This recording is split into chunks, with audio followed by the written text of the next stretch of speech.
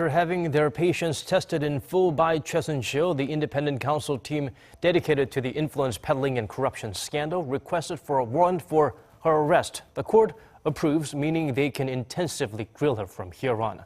Hwang Hojun keeps us up to speed with the progress. The court accepted the independent counsel's request. The independent counsel's move to have President Park's jailed confidant Choi Soon-sil arrested means it will finally be able to question her at will.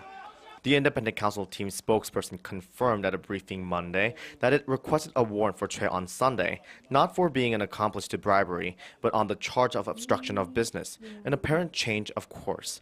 Spokesperson Lee Chul said warrants for other charges such as bribery and/or violating medical law are not off the table. We can only request an arrest warrant for one charge at a time. We've decided to request a warrant for obstruction of business because, at the moment, the probe into alleged corruption at Ewha Women's University is moving the fastest and is the most likely to be completed first. We will also review whether to request additional warrants on any other charges. As the court issued the warrant and the team will summon Choi for questioning, they can only interrogate her about charges relevant to the warrant.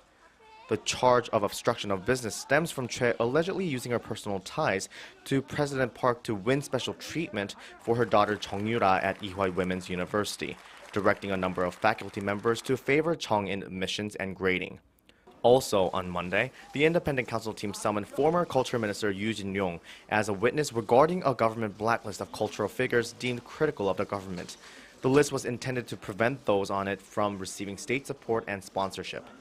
Before taking the elevator up to the independent counsel office, the former minister indicated it was the president's former chief of staff, Kim Gi-chun, who was behind the blacklist. He criticized the presidential office for using government funds to systematically suppress artists, calling it an unforgivable violation of constitutional values. Kim Gi-chun, along with now former Culture Minister Cho Yoon-son, was arrested on Saturday on charges of abuse of authority and perjury. To get to the bottom of the corruption scandal still creating political turmoil, the independent counsel will continue to question those allegedly involved in the blacklisting and will finally compel Choi Soon-sil to come in for interrogation. Hwang Hojun, Arirang News.